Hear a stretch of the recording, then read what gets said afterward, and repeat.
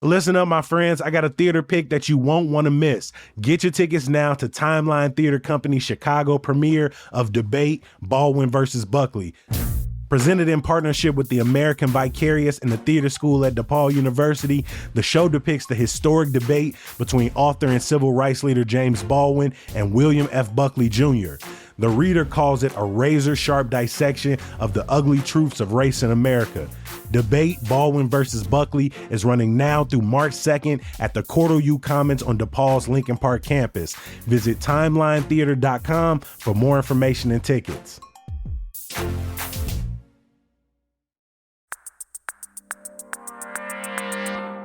Today on CityCast Chicago, the city continues its search for ShotSpotter's replacement. We want to know how y'all feel about this Chicago neighborhoods map, and this is how we're celebrating Chicago Black Restaurant Week. Joining me to break it all down, producer Michelle Navarro. It's Tuesday, February 11th. I'm Jacoby Cochran, and this is what Chicago's talking about.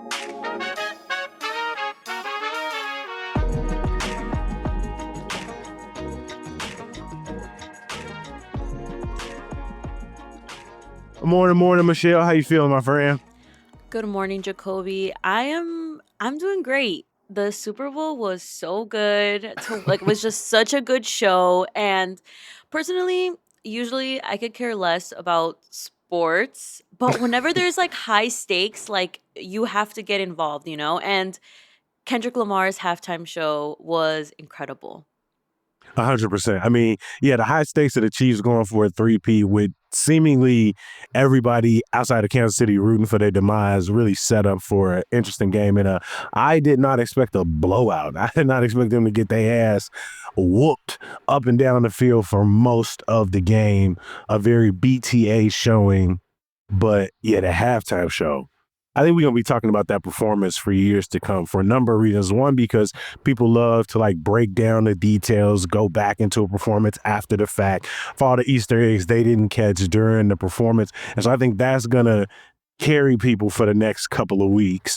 But I think we're going to always talk about that moment when he looked right into the camera like a horror villain. Just like, say Drake. And it was like the answer to a question people had for months since they announced it. Just like, is he going to do this song? Is he going to say his name? How is it going to go down? And for him to just look at the camera with just nothing but evil intent in his heart and in his eyes, I loved every second. I rewinded immediately after the performance ended. I did not turn the TV off. That smile, like that just was such a Gemini thing to do. The song you're talking about, right? Not Like Us. Mm-hmm. He just won 5 Grammys for that song alone. And the fact that, I mean, we all had a feeling that he was probably going to do it, but just like the A minor change, there was just so many things that were hilarious. And I love when people say, you know, he's singing this song that is just so literally like the downfall of an enemy. But he's like such a cutie patootie when he smiles. Like he's so cute, like just like the cutest grin ever. And it's just, I love it. Like just so Gemini, and I'm here for it.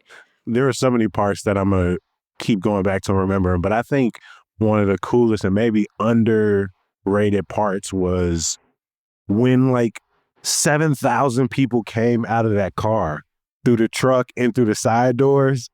The entire time I was in Gross, but just watching that, I don't know, it felt like I was back in like Washington Park for the Universal Soul Circus or something. That was cool as hell. It was cool as hell.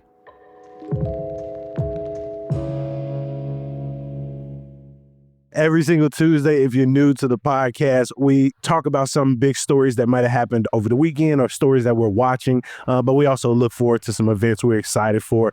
And we're going to start off with this story that we kind of haven't been paying attention to over the last few months. I think a lot of people have been fatigued over the conversation around ShotSpotter, aka Sound Thinking. And I want to give a huge shout out to Quinn Myers and Mac Liederman from Block Club Chicago for keeping this story front of mind for us, because the mayor's office over the last week or so has officially moved on to the next step in securing the long controversial gunshot detection technology ShotSpotter's replacement, which isn't completely surprising. When the lights went out back in September, the mayor almost immediately said they were putting out a request for information for potential replacements. But again, that's moving forward, and I don't think a lot of people have been paying attention. So Michelle, catch people up on this entire like years long saga. Yeah, so I mean, just a reminder, Chicago used ShotSpotter, now usually referenced as sound thinking, for 6 years. And there was numerous reports that the technology was inaccurate and pretty expensive for the city. It didn't lead to arrests or guns being taken off the streets, and it led to more aggressive policing in already over policed neighborhoods. And so, taking into account the effects and just kind of the stats of it all, police officials, elders, and community members were trying to keep the technology. They argued that, it was contributing to saving lives, that it was a necessary tool for public safety. And so there was a couple times where city council, like, it got pretty heated over kind of this discussion, this debate, if whether they should keep it or not. Yeah, I mean, at one point, led by Alderman David Moore, members of the city council were trying to take over control of the future of ShotSpotter, saying there can be no extensions, there can be no shutting down the technology without approval from the city council, without approval from the police chief. And throughout the entire back and forth, the mayor was like, that's not your job. That's not your responsibility. And he campaigned pretty hard. I was in some of those town halls. I was in some of those press conferences where the mayor, one of his red dots was getting rid of ShotSpotter. Yeah, and of course it's kind of tying this back to not being very accurate, costing the city a lot of money, being more aggressive in places where, it's already over policed. And so there's critics that kind of were backing Johnson, saying there's more efficient ways to address this issue of gun violence in Chicago, and we don't have to use this tool that may or may not actually catch an accurate gunshot. And so, like you mentioned, Johnson kind of stuck to his campaign promise. He did extend the contract twice, including during the DNC in August of last year, and it officially turned off in September. But something that has been overlooked is that the administration almost immediately began taking pitches for the replacement. So just this past week, the city issued a request for proposals, and final responses are due April 11th. There's even going to be a conference for potential bidders scheduled for next week. So the replacement is going to have some requirements, the capacity to, be able to capture the entire city, and then training police and other personnel with the ability to provide about a 97% accuracy. Mm-hmm. There are a lot of people already pushing back, saying, despite these requirements, the reliance on gunshot technology, the reliance on more surveillance in neighborhoods doesn't really get to the root cause, likely could lead to similar issues of inaccuracy, being extremely expensive. And one of those potential replacements is from alarm.com. Alderman Ray Lopez, he was trying to get a pilot in his ward, and in his ward only. They say they use acoustic and infrared cameras to essentially not only listen for gunshots, but to look for muzzle flashes that are specific to gunshots. But they also would use drone technology, y'all, to potentially follow individuals after they may or may not have accurately tracked a gunshot. And I think this really says a lot about what each alder person is doing behind the scenes and how they're trying to flex their authority in their wards, and the type of contract negotiations and contracts that are happening outside of the purview of ward members, members of the city council, and then the rest of us. The idea that a drone pilot could be taking place in a ward a couple neighborhoods over. Now, it ultimately didn't go through because it would have needed approval from the mayor. But again, to get that far in the process that he's doing a press conference that even the mayor's office didn't know about, I think says a lot about how members of the city council view technology and how likely that these requests for proposals will lead to, yet another 1,000 or so sensors being put up in, let's be real, largely Black and brown neighborhoods. Another thing I found interesting in their reporting, and it's a reporting that Jake Sheridan, our friend from the Tribune, did last month, is that the deputy mayor of public safety admitted that the city has already begun testing its own new first responder technology. He said, they got a couple running right now. They're trying to see if there's interest in more, but he didn't share details on what technologies they're testing, where they're happening, what results they've gained thus far. And so, again, I hadn't really heard that much over the last few months from the mayor's office about specific technologies, specific companies that they're working with, but the idea that they're already being tested in neighborhoods. And I'm can go on record being certain that neighborhood members in those communities aren't fully aware of what's happening. And so I think that's why it's important that for this, we know that this is a long, ongoing conversation, one that we were having pretty fiercely for years, but that it's kind of tapered off in the last few months.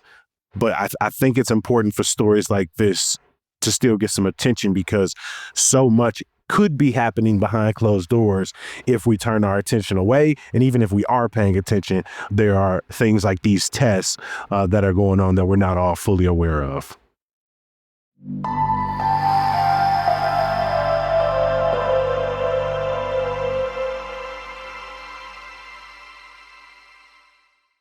What's up, y'all? I got a couple quick questions for you. Have you ever wanted to learn how to make your own book plate?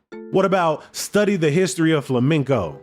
Maybe take a writing workshop? Well, you can explore your curiosity at the Newberry Library by taking an adult education class this winter. The classes are led by experts and they're available online, if you're trying to learn in your pajamas, or in person if you're trying to go out, learn, and meet some new friends potentially. Adult education classes at the Newberry can help you jumpstart or elevate your learning. I got a couple more examples if you ain't convinced yet. You can reinterpret historical photographs of Native Americans, learn about the ins and outs of translation, and so much more about music, history, literature, and art. Adult education has been a tradition at the Newberry since the 1890s, so don't wait. Register now at newberry.org. Just click on Learn and Adult Education Classes to get started. Plus, enter promo code CityCast to get a 10% discount on your class. That's newberry.org, promo code CityCast.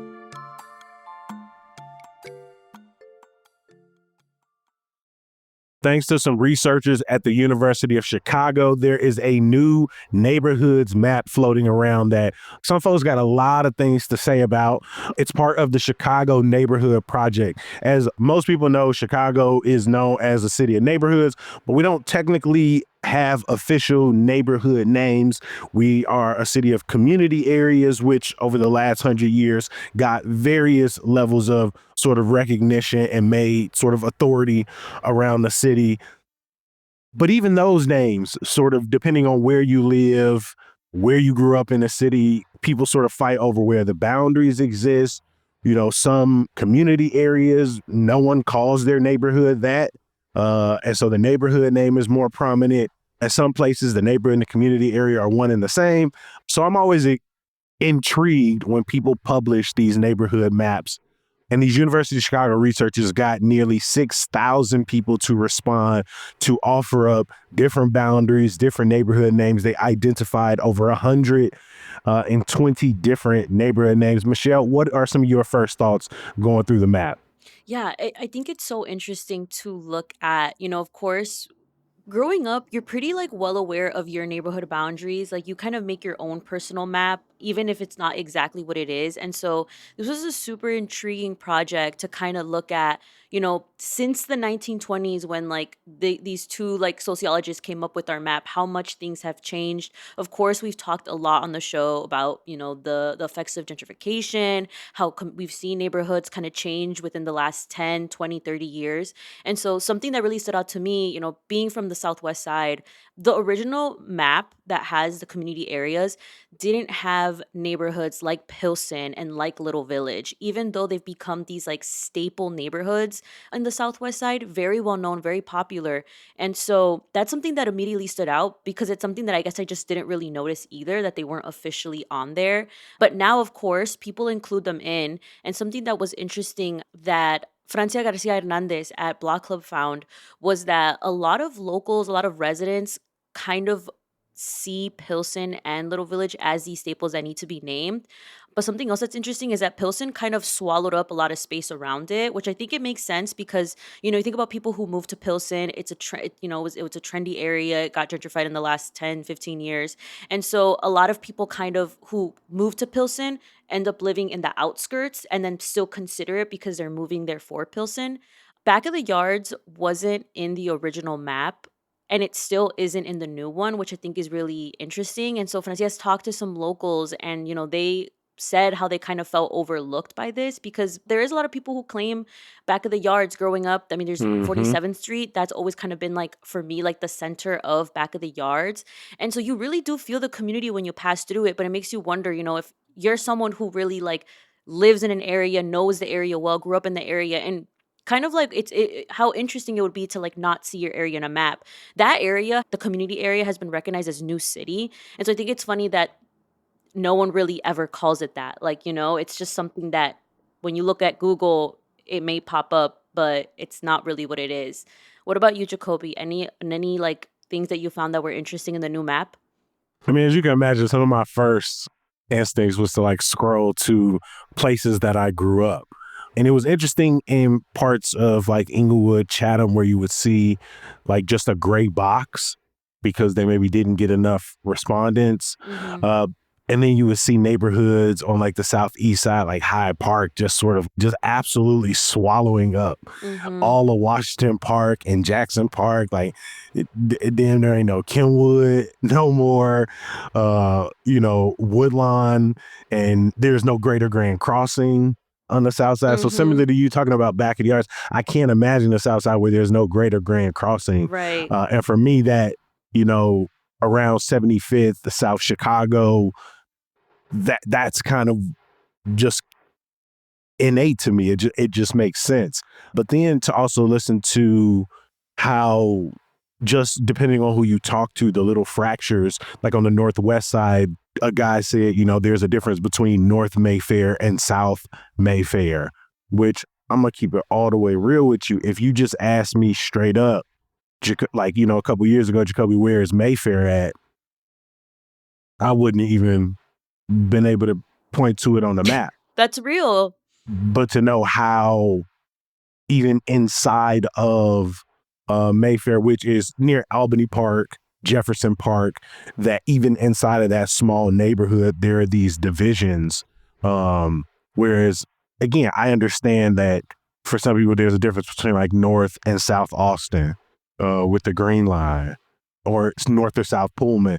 But it's in some instances really cool to see how indeterminate the map is, how for so many different people their boundaries don't make sense. For some Mhm. people, they don't even know the neighborhood name they live in, they just know their cross streets. Mhm. um and what different factors play into how people identify with their neighborhood, maybe the stereotypes that are put on their neighborhood. No, and it's so funny that you bring that up because there is kind of like a power dynamic where like certain neighborhoods, because they have more Hmm. infrastructure. It's funny because I had to pick up something from Facebook Market, and the person kept saying they hadn't given me their address yet. They were just like, "Oh, I'm in Hyde Park, I'm in Hyde Park."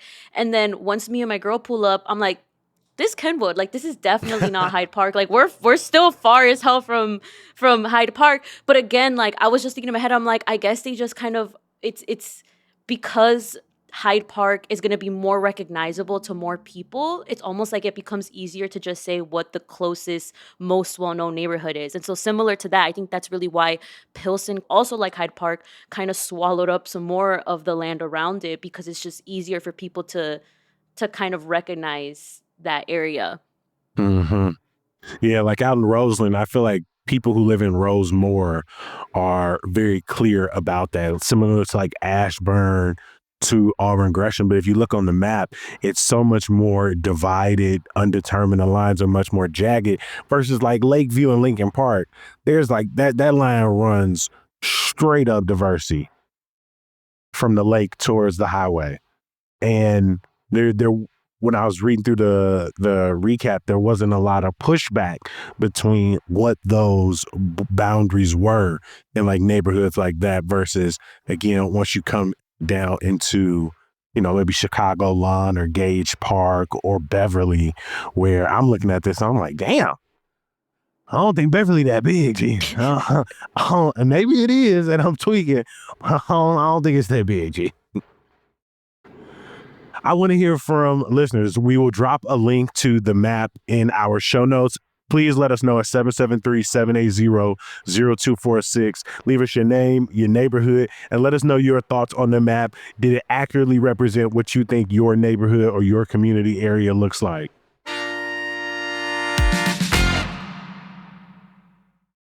Before we get out of here, we are rolling from one Chicago Restaurant Week right into another, as Chicago Black Restaurant Week kicked off over the weekend and it's going on for the next couple of weeks till the 23rd. Michelle, is there any restaurant on the list that you really want to get to? So I've been looking at Soul Prime in the Lincoln Park area, known for its elevated soul food. And already I'm looking at like the short rib street tacos. They have hot honey fried chicken, smoked salmon Caesar salad. I love me a good Caesar salad and I love me some good salmon. And so yeah, I'm definitely wanna check this out, especially because 'cause I've been I've haven't had soul food in a minute, and so I think this is definitely gonna give me a chance to go up there. Um, there's also another spot, Mimi's Craft Kitchen in Little Italy. I've passed by here, but kind of been on my, like, list of I have to check it out. I'm so close by, and so I've been trying to find a reason to make it out there. They have apple bourbon salmon. I was looking at the hot honey catfish Stop lunch. playing. They Stop have really playing. good lunch specials that I definitely should check out, especially, because it's so close by. I could, during the workday, I could pop over. But yeah, I'm definitely gonna try to make it out, especially because I didn't go anywhere for restaurant week. I honestly got overstimulated, and every time I wanted to book somewhere, they were Mm. booked. And so I feel like this is my redemption. Like, I'm excited to go out and try some food. What about you, Jacoby? Is there any places that you love or that you want to make sure you try to visit? There's a couple places I haven't been on here, including the L Station, which is in the Loop. I'm a sucker for some lollipop lamb chops. I want to see what they mac and cheese and their yams is hitting for. But they brunch is probably the menu that grabbed me low key the hardest. They got a strawberry shortcake waffle with wings, or sweet waffles Mm. topped with a special strawberry shortcake sauce. I have no idea what's in that, but I want to try it. And then one that I keep seeing videos about and I haven't gotten to yet is Lynn's Chicago Pizza in Woodlawn. I've heard great things about their South Shore pizza, come with sausage, pepperoni, mushrooms, giardiniera, and bell peppers. The Woodlawn, the veggie pizza got garlic confit, tomatoes, roasted eggplant, chives, and zucchini. And then the Dorchester is a chicken sausage pie with caramelized onions and garlicky spinach. Everything I just Mm. said, to me at least, sounds fantastic. I seen the videos. The mozzarella stick's supposed to be good. The garlic knot bite's supposed to be good. And so, yeah, those are two that I'm probably going to try and get over to. If not in the next couple of weeks, because I want to get over there for the deals, I'm going to try and hit them before February over. No, definitely. I got a lot on the list. I feel you. I did get out the Chicago Restaurant Week. Shout out to Lena Bravo.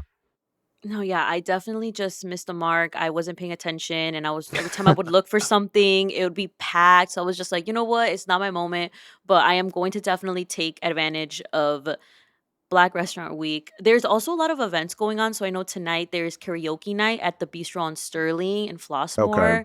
Also, this Thursday, February 13th, there's a Galentine's at the L Station happy hour. So maybe that'll be your chance to go. You should definitely RSVP because there's going to be complimentary champagne and complimentary roses. Ooh. Before we get out of here, I want to give a huge thank you to our producer, Michelle Navarro. Thanks as always, my friend. Thanks, Jacoby.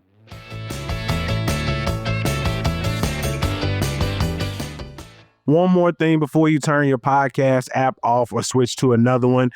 Quick note, all Chicago Public Library locations will be closed this Wednesday, February 12th. So make a note of that if you got some books to drop off or something you was trying to pick up or you was looking for something to do on that day.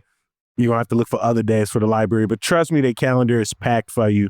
Speaking of packed calendars, head over to our website, chicago.citycast.fm. Not only do we have our events calendar, but you can subscribe to our daily newsletter, Hey Chicago. Check out our neighborhood and walking guides. I know what you're thinking. Why do I want a walking guide right now when we finna get a snowstorm? It's icy outside. We finna get back into the single digits. Hey, it's going to get warm soon.